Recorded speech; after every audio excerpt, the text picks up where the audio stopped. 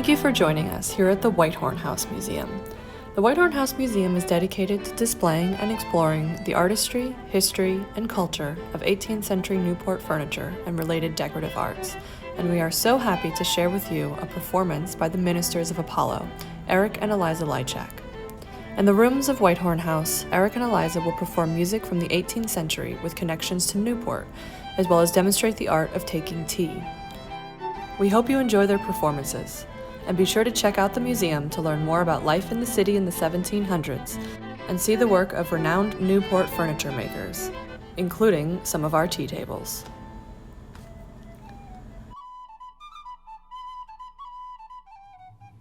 Hi, I'm Eliza, and this is Erik, and we are the Ministers of Apollo, and we are passionate musicians, historians, and artists dedicated to bringing the past into the present through the power of music.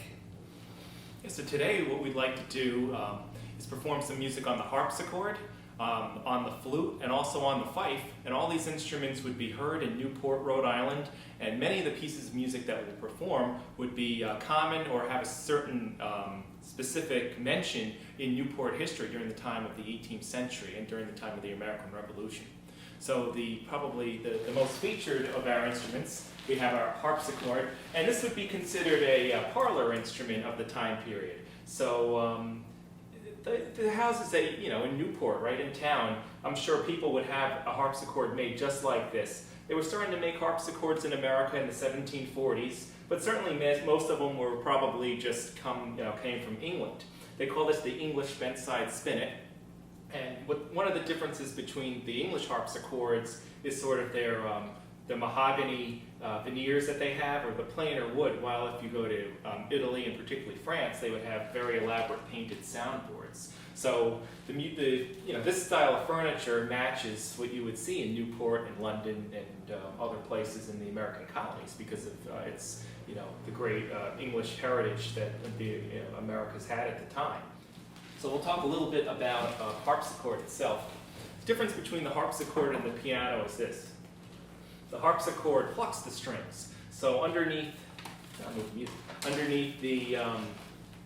there's this bar, right? Underneath the bar, there are wooden jacks, and every time you press the key, a piece of bird quill or either leather, they call it plectrum, plucks the string, much like a very tiny guitar pick.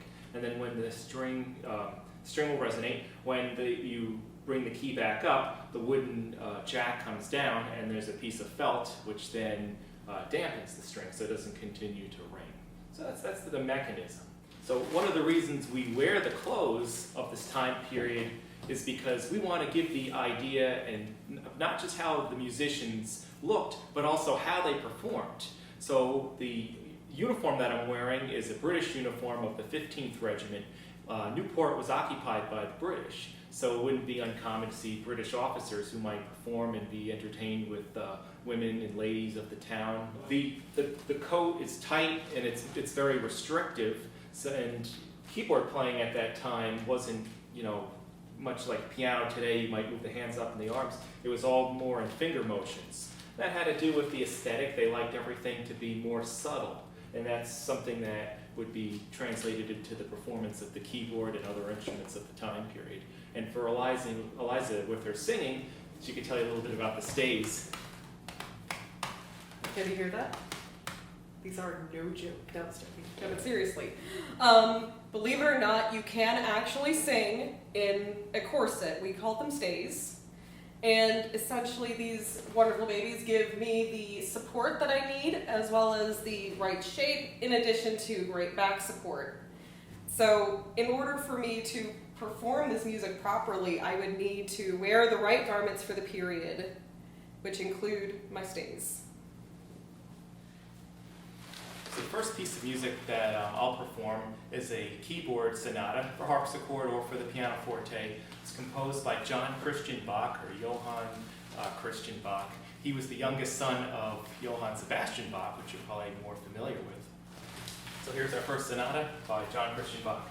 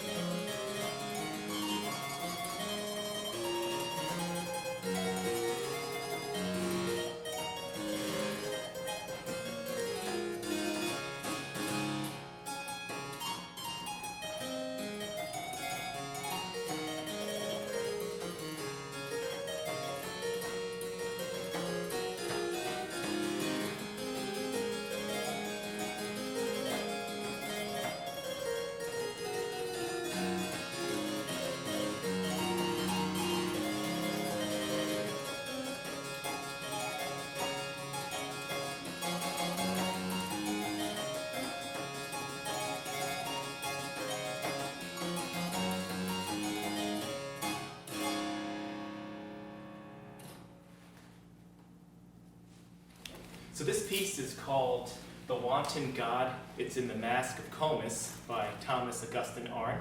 And we're actually performing from an original edition that was published in London during the 18th century. What makes this song significant to Newport is that it's in a manuscript dated circa 1744 by Peter Pelham. Peter Pelham was a musician, and he studied under Charles Theodore Pachelbel, who was son of Pachelbel, who wrote The Cat in the D, which I'm sure everyone's heard before. Yes. What we did with this song is I looked at the original manuscript and then used some of the ornaments, like the trills and where he places them, to get an idea of his taste and how other people at that time would perform the music, so that it would give us more insight on how to actually perform it for you. So this is a popular song in a comic opera, and here it is.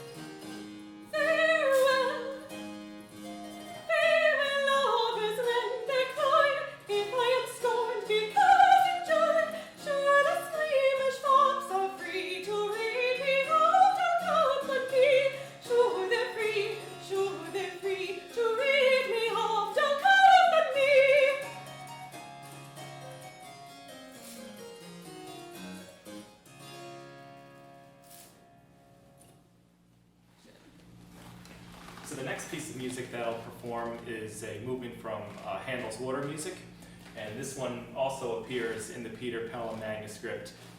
If I can do it.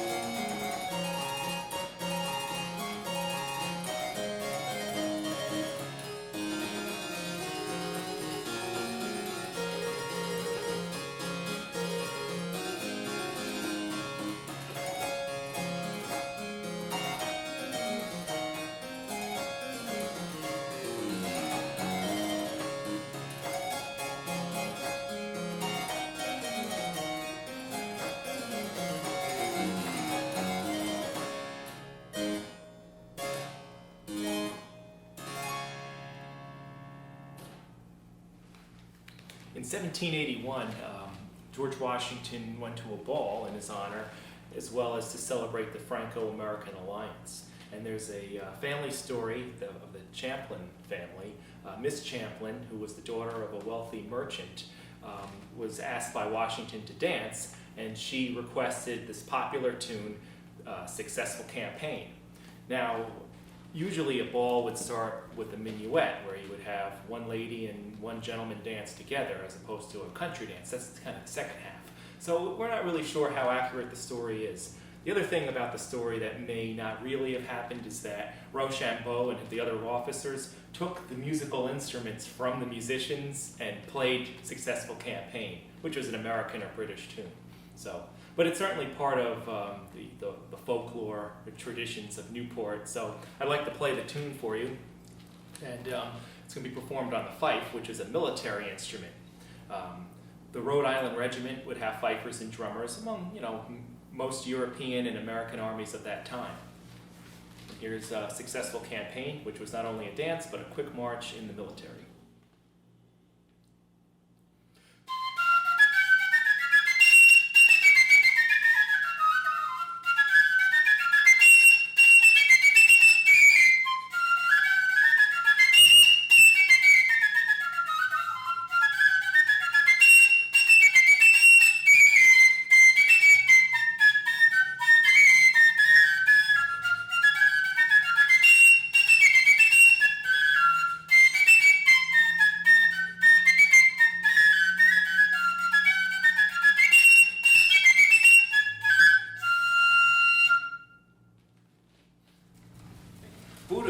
Was a ancient British heroine who fought against the Roman Empire.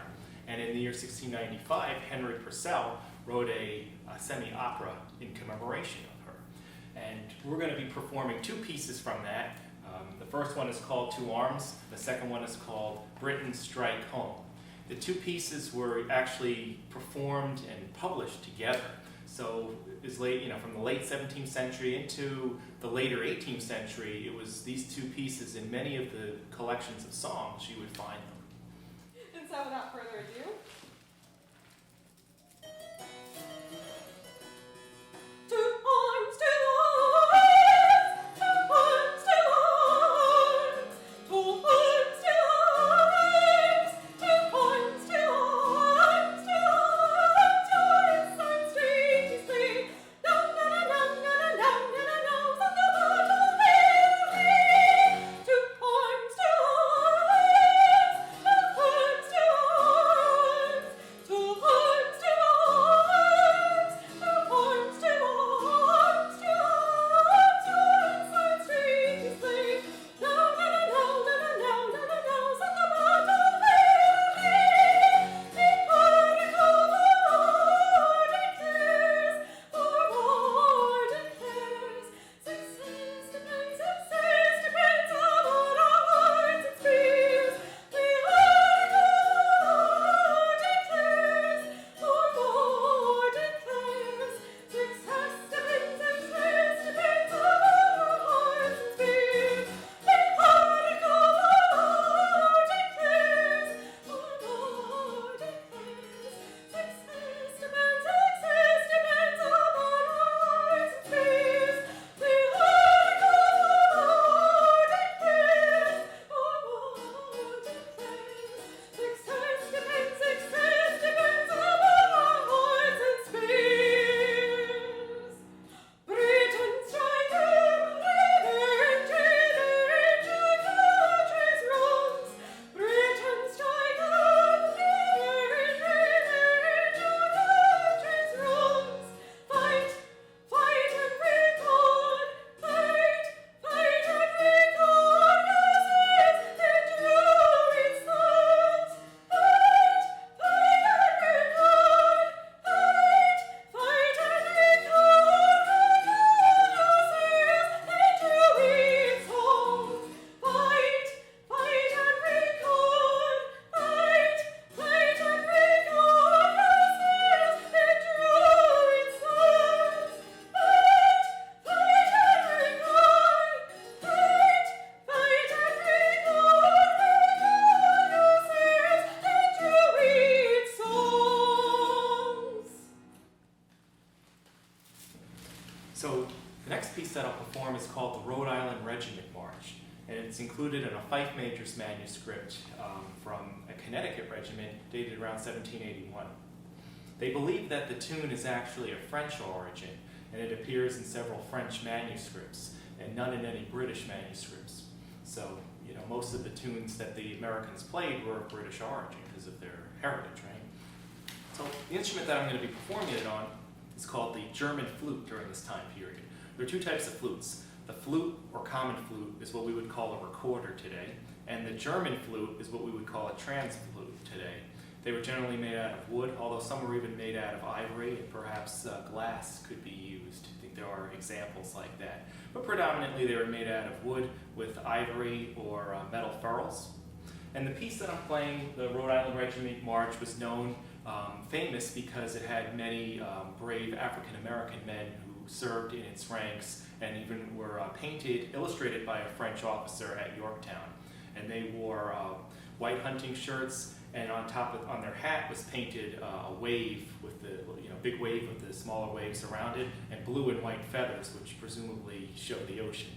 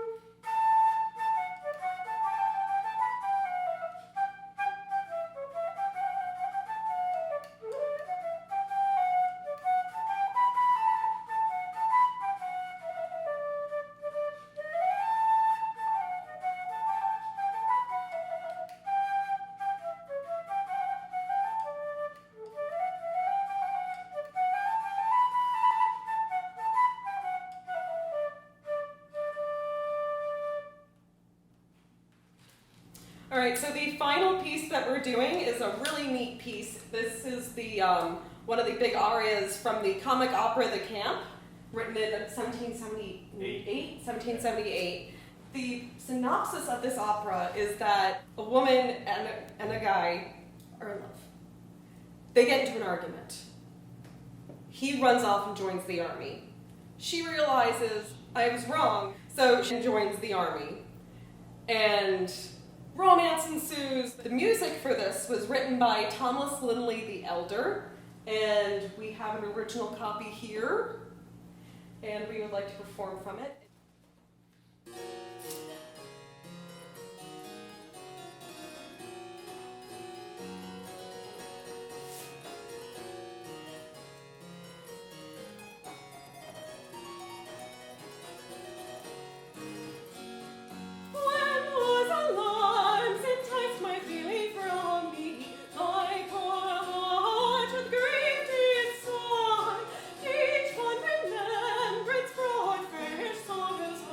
I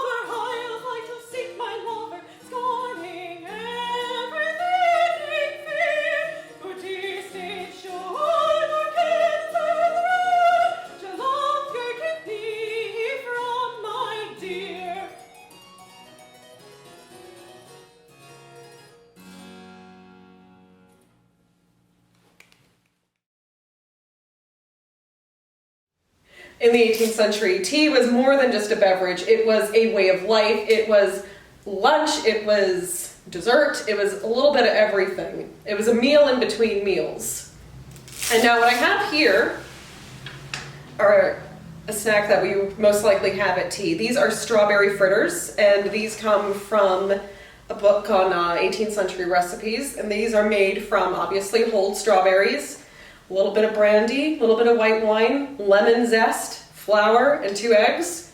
Blend that together and coat it in the strawberry and then fry them up, and you've got some delicious history. And now what I have over here are some 18th century candies. We have candied orange peels. We have Turkish Delight, which actually started out more as a treatment for sore throats. And we have candied rose petals, all of which you can still find today in specialty food stores. So I'm having my gentleman friend come in, whom I just danced with a few days ago. I have my gentleman friend come in, and I serve him tea. Now, the lady always serves the tea when it comes to any sort of setting. The hostess is always the one pouring the tea. She's also usually the one spilling the tea as well, but I take it you're not much into gossip. So during tea, we can talk about a variety of things ranging from the newest music to things that are currently happening, along with things that we may have in common. This is kind of a safe way for dating. So here's to history. Now, the 2 types of porcelains I have here come from both China and England. The teacup I have here is from the 1750s. It is a Chinese export piece. The blue and red is known as a Mari print. And then the one here that my friend has, my very, very handsome, talented friend, is a British piece known as Newhall. Now, Newhall is interesting because it was originally developed starting at around 1780, and each one of the pieces are numbered so you know what set it comes in, and therefore you can tell what year it was made. This one is from around the 1790s. I haven't found the date, I haven't found the print for this yet, for the number, but I do know based on certain prints that are similar that this one comes from the late 80s, early 90s. Now, the piece I have over here is another English piece called Staffordshire, and this one's from around 1787, and I actually have a letter that was written in 1904. So this is actually from New Jersey. This teapot is actually from New Jersey, according to this letter. Now, this is another English piece here. This is a piece of creamware. I kind of like this one because it's got little birdies on it. And then it also has a cute little couple there, just kind of like us. So this is another interesting piece from around the it says, when I bought this, it says it was from the 1780s, but judging by the clothing, it definitely looks more early 1770s. I'm going to actually tuck into one of these. Do you care to try? Peer pressure. So tea was more than just a meal and a drink. You could also do a wide variety of different things with tea. You can play music. There was a lot of music that would be played. You would actually have dances with each other, with friends and things like that. And you could actually read cards. Now, a lady was well versed in many things, and one of them was 18th century tarot card reading. In Britain, you would most likely see tarot card or cards being read on playing cards. There's actually a book by a Flamstead and Patridge, which was a guide on girls reading fortunes to each other using playing cards. And it was more like your 18th century MASH, you know, like one card means this is the kind of guy you're going to meet, one card means this is how many children you're going to have. So rather than it being like hocus pocus, it was more of a fun parlor trick to play with your friends. So we have a wide variety of things we could do. Now, I don't have my cards on me, unfortunately, and we just played a concert of music. Mm-hmm. So I think we can just kick back and relax for a little bit. What do you think? Yeah. So here's to history.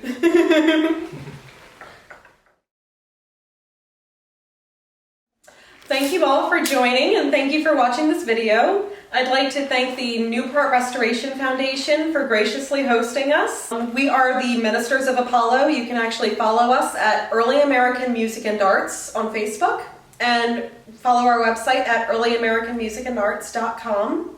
And finally, you can follow my blog at silkandsass1776.com. Thank you all and have a wonderful day.